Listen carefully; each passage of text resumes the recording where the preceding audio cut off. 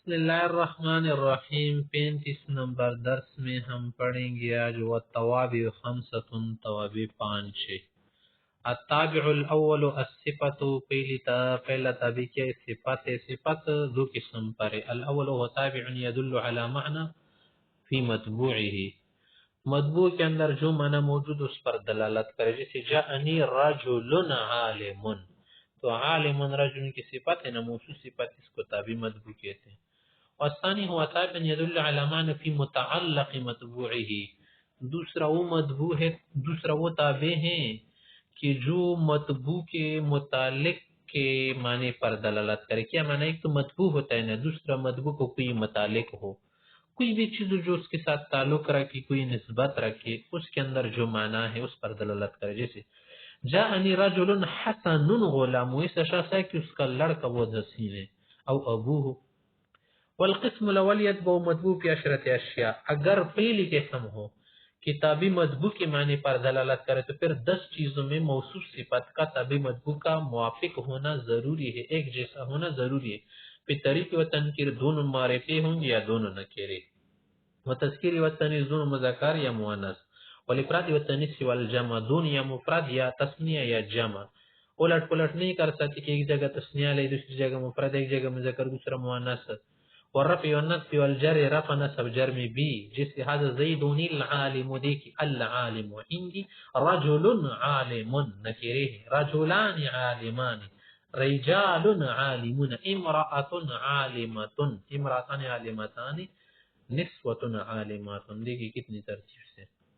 اما القسم الثانی، دوسرے قسم جس میں کیا ہو متعلق کے ساتھ بات ہونا، تو پیت و مطبوع بھی خمسۃ، صرف 5 چیزوں میں مطابقت ضروری ہے، موافقت۔ پھر طریق و تنکیر دونوں معرفی یا نکری، رفع نصب جر بس، آگے تصنیع وغیرہ میں چیزوں میں موافقت ضروری نہیں ہے۔ ولا يلزم الموافقت فيما سواها، جیسے جاءنی رجل عالم ابوہ، اور یہ مثال ہے کہ ربنا اخرجنا من هذه القرية الظالم اهلها، القرية موصوف ہے، الظالم اهلها سب ملا کر پھر اس کی صفات دی کہ الظالم مذکر ہے۔ وعلم ان النکرة تنصب بالجملة الخبریہ، کبھی کبھی نکرہ لفظ جابا جائے نا، اس کے بعد جملہ خبریہ لایا جاتا ہے، وہ جملہ خبریہ اس نکری کے لیے صفت بنتا ہے، جیسے جاءنی رجل، اب رجل کیا ہے؟ ایک نکرہ ہے نا، ابوہ عالم مبتدا خبر مل کر جملہ، جملے کے بعد رجل کے لیے صفت۔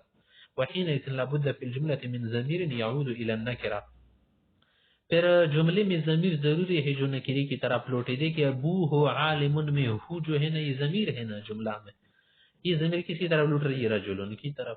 التابع الثانی التاکید، دوسرا تابع ہمارے پاس تاکید، تاکید میں کسی بات کو مضبوط کرنا ہو، تابع یقرر حال متبوعه فيما نسب الیہ، کہ جس بات میں آپ مطبوع کی طرف کوئی نسبت کرے یا کوئی بھی تعلق ہو، اس بات کو کیا کرے؟ مضبوط کرے، تاکید کرے۔ تاکید میں کسی بات کو کیا کرنا؟ پریشر کرنا، تیز کرنا، زور دینا۔ وما شملہ بحیث لا يبقى للسامع فيه شک، یہ تاکید اس لیے کی جاتی ہے، اس لیے کرتے ہیں لوگ کہ سامع کو، قاری کو، سامع کو، کسی سننے والے کو شک نہ رہے بات میں۔